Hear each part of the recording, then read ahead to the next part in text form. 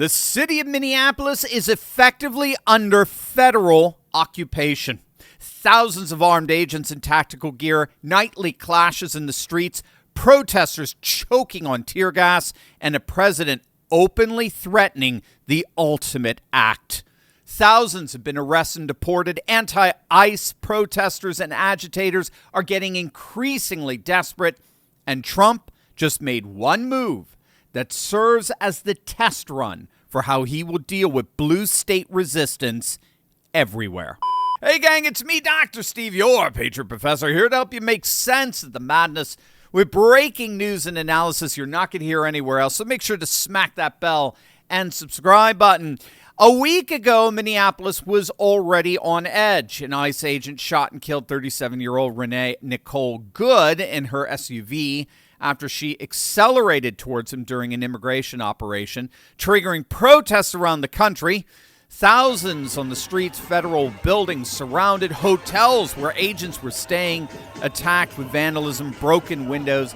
But if these anti-ICE protesters thought they could intimidate the Trump administration, they were in for one rude awakening. As of last night, reports were confirmed that specialized federal prison riot teams have been deployed throughout the streets of Minneapolis to confront protesters and protect DHS and ICE agents in their mass deportation operations. Now, what we have to understand here is that the Bureau of Prisons units train to crush uprisings inside of prisons. That's what they do. That's their specialty. That's their expertise. Federal prison riot teams live and breathe to crush uprisings. And now they've been officially sent onto the streets of Minneapolis to crush this anti-ICE fanaticism that's been fostered from their very governor. You have an absolute right to peacefully film ICE agents as they conduct these activities. So carry your phone with you at all times. And if you see these ICE agents in your neighborhood, take out that phone and hit record. Help us create a database of the atrocities against Minnesotans, not just to establish a record for posterity, but to bank evidence for future prosecution. Now, I don't know which I like better, Tampon Tim or Elmer Fudd. Either way, what you just saw there was the very definition of futile desperation. Tim Walz and the frothing at the mouth protesters in Minneapolis aren't just going to lose this. They've already lost. Stick with me to the very end of this video because I'm going to show you exactly that. Their defeat is literally baked into the cake in this war of escalation that the power of the presidency has already won. Trump has already won this. In just the past few weeks, Homeland Security has poured roughly 2,000 federal immigration officers into the Minneapolis-St. Paul area, already the largest immigration enforcement operation in the state's history. But now, multiple media outlets are reporting that 1,000 more ICE and DHS agents, plus additional Customs and Border Protection officers, are flooding the city in a massive surge, bringing the total federal footprint to around 3,000 agents, 5 times the size of the city's entire police force. And it's only going to continue to grow as the anti-ICE woke resistance continues to get more radicalized, more hysterical, more desperate. Case in point. Last night, ICE agents tried to arrest a Venezuelan national in North Minneapolis who's in this country illegally.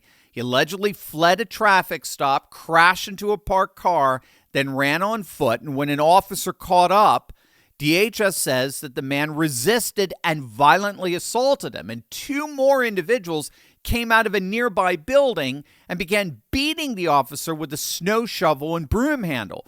Obviously fearing for his life, the agent fired, hitting the original suspect in the leg. The officer and the migrant were taken to the hospital. The other 2 alleged attackers were arrested after barricading themselves inside the apartment.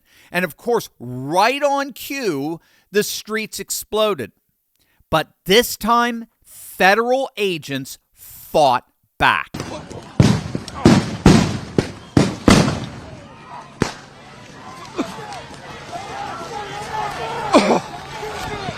I got hit in the head really bad.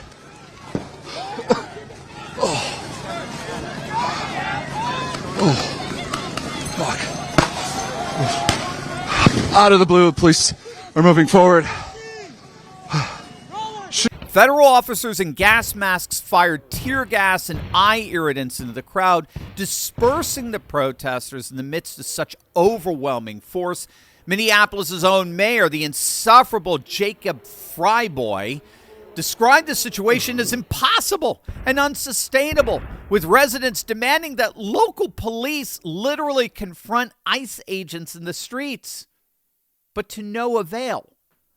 President Trump has just made an announcement that's sending shivers down the spine of every woke left-wing activist in Minneapolis and beyond. More and more leftists are recognizing that their reckoning is at hand, and there's absolutely nothing they can do to stop it. But speaking of reckoning, you know that the same nefarious corrupt forces that have infested Minnesota's government have been eating away at your savings now for years at a federal level. Now, of course, we're talking about inflation, where reckless Federal Reserve policies have been relentlessly devaluing our dollars now for decades. Here's a not so fun fact for you here. Whatever money you had saved up in 2020, it's already lost 22% of its value. I mean, think about that. There are riots in Tehran over things like that. Your savings didn't shrink. You got robbed slowly and quietly by a hidden tax called inflation. And here's what makes this so explosive. Most Americans have 100% of their retirement tied up in paper assets, all dependent on a system that just keeps printing more dollars. But thankfully, there's a way to protect what you've worked so hard to build, and that is with physical gold and silver. And that's why I turn to Augusta Precious Metals, the absolute best in the business. Augusta Precious Metals has been helping Americans diversify with physical gold for over a decade. A+ rated by the Better Business Bureau, thousands of satisfied customers, and unmatched transparency. I cannot recommend them enough. Go to turleybuysgold.com right now or text Turley to 35052 to get their free information guide. Here's what you need to understand. This is not about liquidating everything. This is about repositioning a portion. This stays inside your IRA or your 401k, no taxes, no penalties. It's amazing. As the best and clear leader in their field, with my seal of approval, Augusta Precious Metals makes it simple. It starts with that free guide, then a one-on-one educational call, no obligation, no pressure. They're patriots just like us. You're going to love chatting with them. This is about stability, clarity, and a plan that makes sense in a world that feels increasingly chaotic. Augusta Precious Metals, the best at what they do, the ones I trust, and the ones I recommend to you. Go to turleybuysgold.com or text Turley to 35052. That's 35052 and get your free guide today. You'll sleep better tonight knowing you have a plan.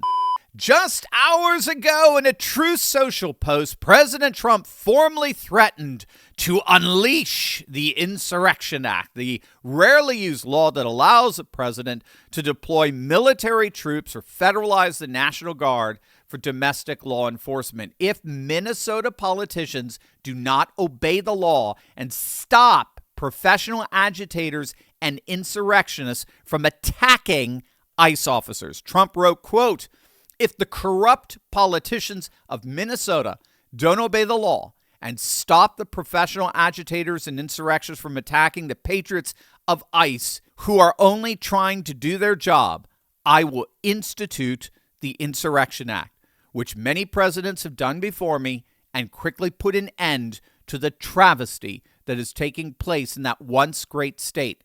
Thank you for your attention to this matter." I love it when he signs off with that. Thank you for your attention to this matter. In other words, and if blue state leaders, I think this is a template here, if blue state leaders will not protect federal officers enforcing immigration law, Trump is prepared to bring in the full weight of federal force to do just that, including the U.S. military, which is exactly what the Insurrection Act authorizes him to do. It was last invoked back in 1992 by Bush Sr. during the LA riots following the acquittal of the police officers that were caught on camera beating Rodney King. The acquittal, of course, as these things always do, sparked several days of deadly riots and civil unrest, in this case in LA.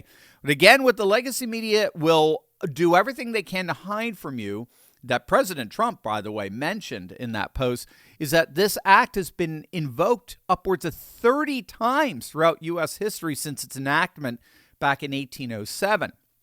And President Trump is making it absolutely clear that the time to invoke that act has come yet again. 15 plus sanctuary states are operating in open rebellion against federal law.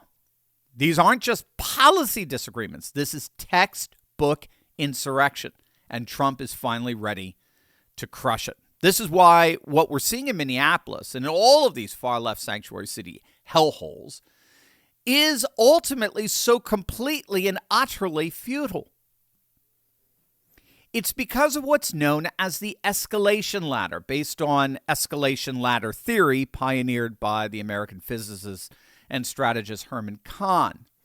And the basic gist of the theory is that in any conflict between combatants, the side that controls the highest rungs in the ladder, as it were, dictates the ultimate outcome. The side that has the capabilities to escalate further than the other side always wins. So in a federal versus state showdown, in this case over immigration, sanctuary jurisdictions like Minneapolis occupy the lowest rings in the ladder. They can refuse cooperation, they can file lawsuits, they can stage protests, they can make dumb videos. I mean, these are just symbolic acts and, frankly, just futile legal maneuvers that delay but do not ultimately block federal enforcement. The federal government, by contrast, doesn't just control the highest rungs of the ladder. The federal government commands the entire ladder. It can arrest state and local law enforcement while their own federal agents are completely immune from state and local law enforcement. It can cut off billions of dollars in federal funding. It can deploy tens of thousands of ICE and Border Patrol and tactical officers into the streets. It could federalize the National Guard, and the ultimate ace card, the federal government can send in active duty troops under the Insurrection Act. And that is exactly what Trump is explicitly threatening for Minneapolis. And legal scholars note the bar for the invocation is lower than most assume. So, bottom line, sanctuary cities and states simply cannot climb the escalation ladder. They lack the legal authority. They lack the military capacity. They lack the constitutional standing to even come close to matching federal force. They can only operate at the bottom, whereas the president can skip and go right to the top. This structural asymmetry guarantees that any prolonged confrontation ends with federal supremacy intact and local resistance crushed by the next rung. And so the question is no longer whether this ends quietly. It won't. Obviously, it won't. The real question is, when the left decides that enforcing immigration law is itself an act of war, how should a president respond? Should Trump pull the Insurrection Act trigger in Minneapolis and make an example, or hold the line with the massive force already on the ground? I want to know what you think. Let us know in the comment section below. And as always, make sure to smack that bell and subscribe button for breaking news and analysis you're not going to get anywhere else. Love you guys. God bless. If you love seeing faith, family, and freedom winning again, you'll love Turley Clips. These are short, uplifting highlights from our show filled with stories of renewal, courage, and hope that prove a new conservative age is rising every single day. Subscribe to Turley Clips today and stay inspired, encouraged, and connected to a movement that's building a brighter future.